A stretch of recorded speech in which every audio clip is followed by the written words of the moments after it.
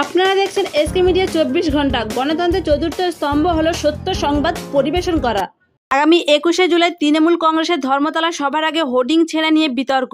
গতকাল শিবপুরের ফরসর রোড এবং জগৎ ব্যানার্জি রোডে রাস্তার ধারে লাগানো মুখ্যমন্ত্রীর ছবি দেওয়া হোর্ডিংগুলি কে বা কারা ব্লেড দিয়ে ছিঁড়ে দেয়, এই ব্যাপারে তৃণমূল নেতৃত্ব শিবপুর থানায় অভিযোগ দায়ের করে। 21শে জুলাইয়ের ধর্মতলার শহীদ স্মরণ নিয়ে তৃণমূল কংগ্রেসের হাওড়া শহর জুড়ে প্রচার তুঙ্গে। পোস্টার, ব্যানার, হোর্ডিং এবং দেয়াল লিখনে 6 লাভ। ছোট ছোট মিছিল করে চলছে প্রচার। ডাক দেওয়া হয়েছে ধর্মতলা চলো।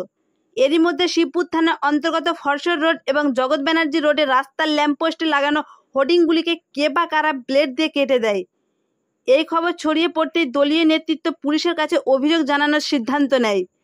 রাজ্যের খাদ্য প্রক্রিয়াকরণ দপ্তরের মন্ত্রী এবং হাওড়া সদর তৃণমূল কংগ্রেসের চেয়ারম্যান অরূপ রায় বলেন, এই ঘটনার পেছনে বিরোধী দল বিজেপি এবং সিপিএম আছে। গত বিধানসভা নির্বাচনে সিপিএমের ভোট বিজেপি ঝুলিতে গিয়েছিল। ফের বিধানসভা নির্বাচনের আগে তারা তলায় তলায় এক হয়েছে।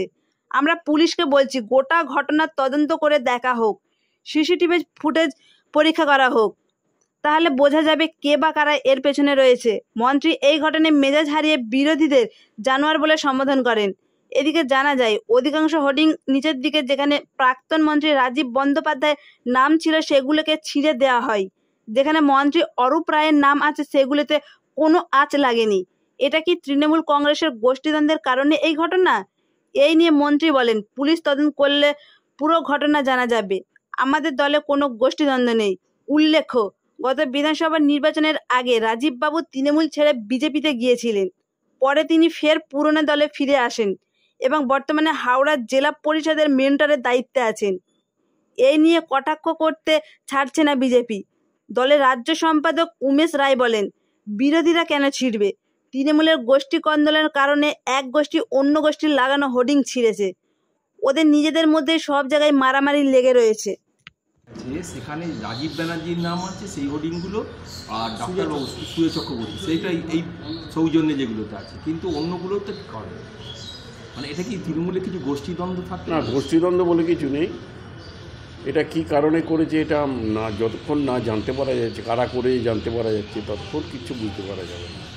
তো সুতরাং আমি সেই কারণেই আমি এফআইআর করতে বললাম। আমি ইউথ কংগ্রেস প্রেসিডেন্টকে বললাম এফআইআর করতে।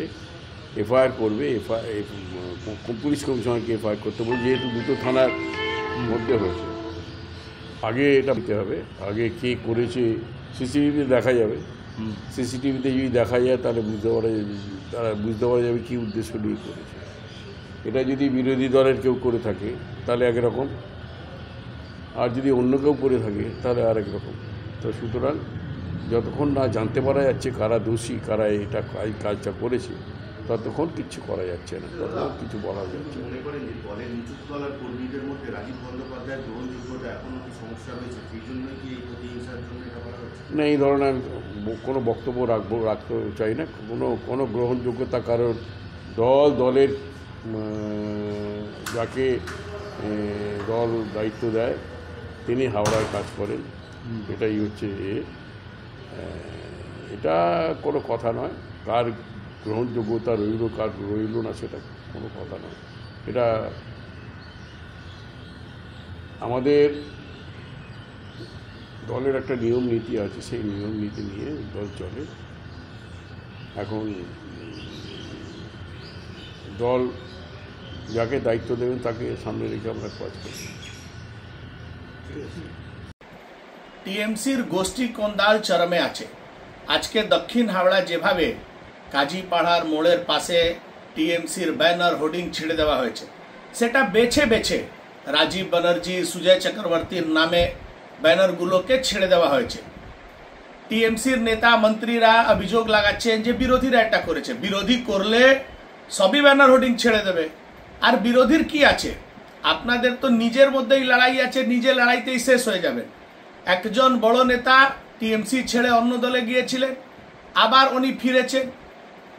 ওনাকে ক্যামেক স্ট্রিট থেকে হাওড়া এস্টাবলিশ করার প্ল্যান চলছে, সেটা টিএমসির হাওড়ার নেতারা মানতে পারছে না।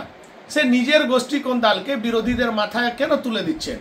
টিএমসি কে শেষ করার জন্য টিএমসি নিজেই পর্যাপ্ত আছে, বিরোধীদের প্রয়োজন পড়বে না। যেভাবে এই গোষ্ঠীদ্বন্দ্ব চরমে আছে, রোজ গুলি চলছে, রোজ মার্ডার হচ্ছে, সেটা টিএমসির শেষের দিকে নিয়ে যাচ্ছে। বিরোধীদের নামে এই কুৎসা করাটা টিএমসির হাওড়া নেতাদেরকে বন্ধ করতে হবে।